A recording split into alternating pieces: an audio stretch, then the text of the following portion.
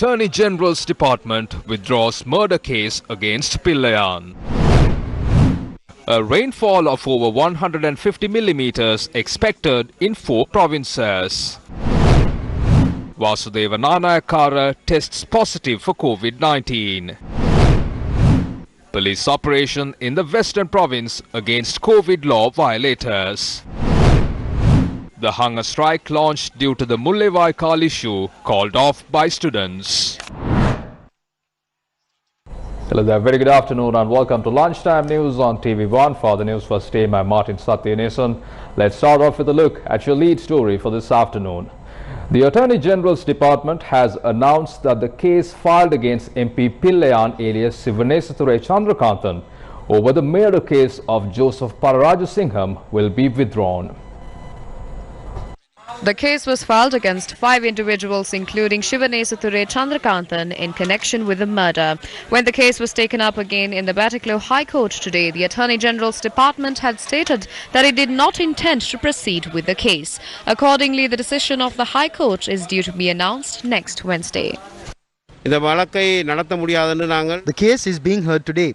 The case cannot be continued. You know, we were arrested on the basis of statements given by 2 people for political revenge.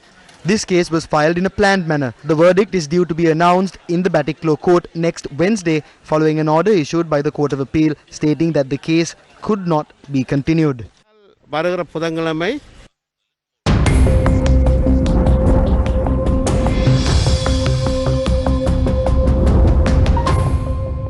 Department of Meteorology states that showers exceeding 150 millimeters could occur in several areas in the north, east, north central and central provinces of the island.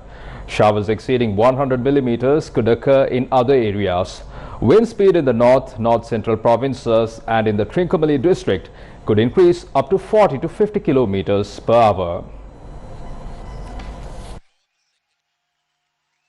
The Meteorological Department further warns that steps should be taken to reduce the risk of temporary strong winds and thunderstorms.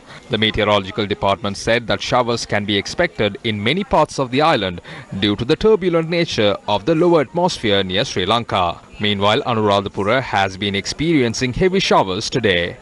Our correspondent said that 6 sluice gates of the Rajangane Reservoir have been opened since last night due to heavy rains in the upper catchment areas. The engineer in charge of the reservoir stated that 4 gates have been opened 2 feet each and 2 gates have been opened 4 feet each. The gates releases 4,640 cubic feet of water per second.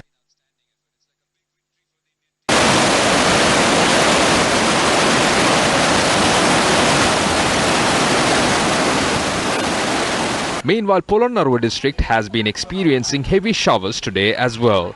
As a result, all 10 sluice gates in the Parakrama Samudraya are still open for 3 days. 6 sluice gates have been opened 2 feet wide and 4 gates by a foot wide, each releasing 2,150 cubic feet of water per second into the Mahavali River.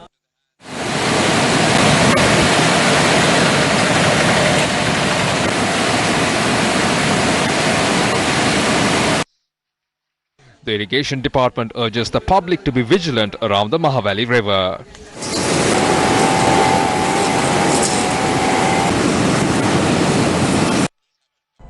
The first term of schools for 2021 began today. Secretary to the Ministry of Education, Professor Kapila Pereira said school activities will resume today with strict adherence to COVID-19 health regulations. According to the Secretary to the Ministry of Education, Professor Kapila Pereira, schools in the Western Province and the isolated areas will continue to remain closed. The Education Secretary said teachers from the Western Province who report to work in outstation areas should not travel daily. Professor Pereira further said especially teachers from the Western Province reporting to work at schools in Ratnapura and Galle should not travel daily. Meanwhile, our correspondent reported that the attendance of students in Galle was at a satisfactory level.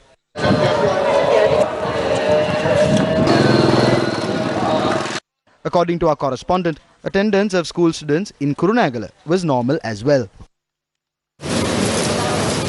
Minister of Transport Gamini Lokage said the number of trains in operation will be increased from today in order to facilitate the workforce of both the state sector and private sector that returns to duty.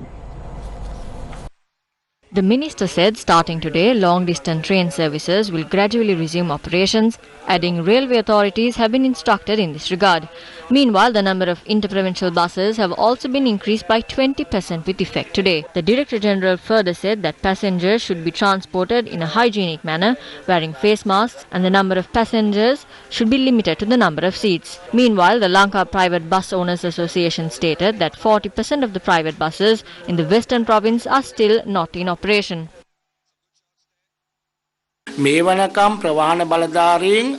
As of yet, we have not held discussions with the transport officials regarding the procedure of private transportation services.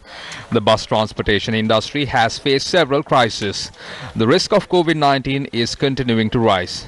The number of passengers who travelled in buses was high today. This was due to the inadequate number of buses available. We are unable to provide a proper services to the passengers as we have not been able to find solution to several problems we have been facing. Therefore, I would like to affirm that the reason as to why passengers in a state of risk is due to the government's inefficient plan of action. This is a serious problem. A special police operation has been commenced today in and around the Western Province together with the health authorities.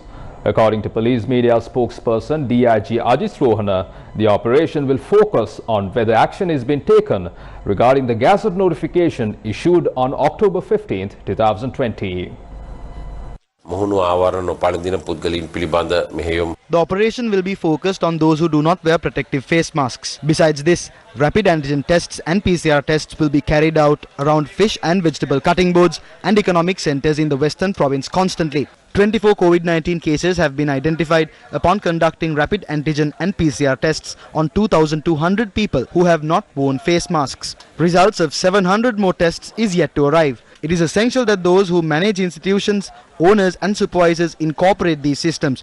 All institutions, including public and private offices, factories and marketplaces, should have an allocated place to clean hands. Temperatures must be checked at the entrance. Social distancing must be maintained. යම් ස්ථානයක් පිළිල කර තියෙන්න ඕනේ. ඒ වගේම ඇතුළු වන විටම උෂ්ණත්වය පරීක්ෂා කරන්න ඕනේ. ඇතුළත දුරස්ථභාවය තිබෙන පරිදි කටයුතු කළ යුතුයි. Parliamentary Sergeant at Arms Narendra Fernando confirmed that Minister of Water Supply Vasudeva Nanayakara has tested positive for COVID-19. 15 members of Parliament are currently under quarantine. This was following the confirmation that MP Rauf Hakim had also tested positive for COVID-19. Moving along, the renovation work of the controversial memorial that was demolished at the Jaffna University began today. It is reported as a result the students have called off their strike. The war memorial was constructed at the university premises in remembrance of the people who lost their lives. A tense situation was reported after the memorial was demolished on Friday night, considering it as an illegal construction. A hartal was organized in the northern province similar to the strike launched by the students. Even though the strike launched by the students was called off after the foundation stone was laid to reconstruct the memorial, certain shops in the northern province remained closed.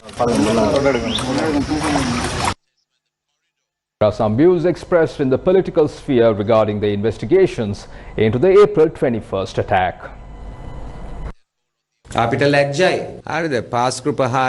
We are ashamed. 3 Americans have been produced before court in the United States on suspicion of being involved in the April 21st attacks in Sri Lanka. But not a single one in Sri Lanka has been produced. At the time of the April 21st attacks, our government was accused of many things. I can say that neither the Prime Minister Ranil Wickremesinghe nor the then State Minister of Defence Ruwan Wijewardena had no involvement in the April 21st attacks. It is the government that should be responsible. We have heard of them being arrested. However, arresting them is not enough. They should be arrested and tried in a court of law. අධිකරණ තීන්දුවක් අරගෙන අධිකරණයෙන් දඬුවම් දෙන්න. නඩු ගොනු කරන්නට යම්කිසි ප්‍රමාදයක් තියෙන්නේ. There is a certain delay in filing the cases due to the delay in receiving the report from the Presidential Commission. After reviewing it and thereafter investigating the witness, another review will be done.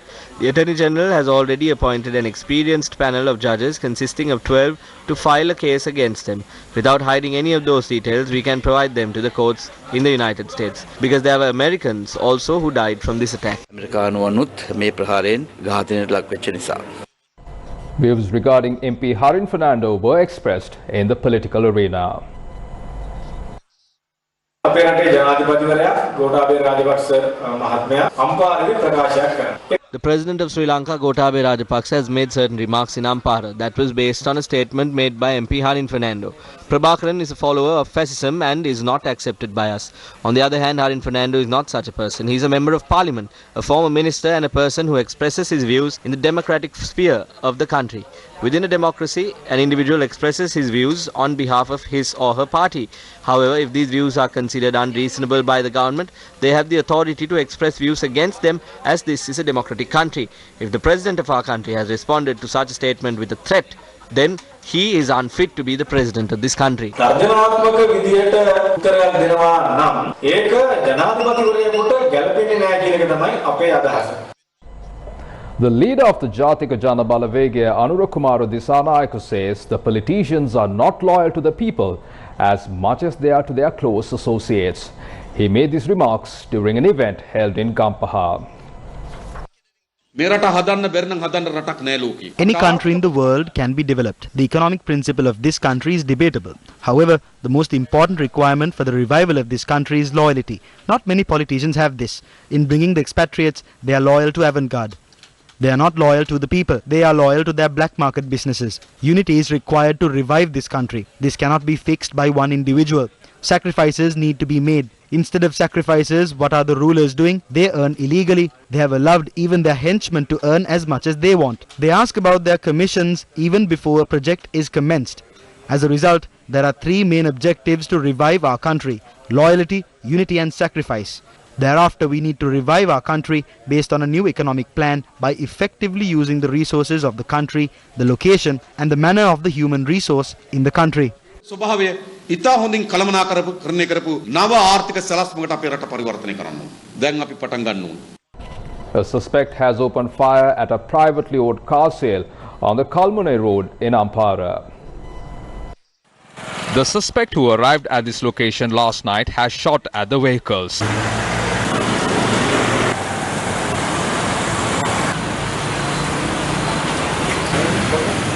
A luxury vehicle has been severely damaged. Investigations into the incident are being carried out by the Ampara police.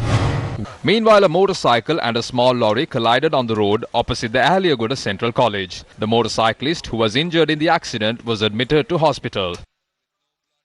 The accident that took place in the Rilavala junction in Polga Sovita was captured on CCTV.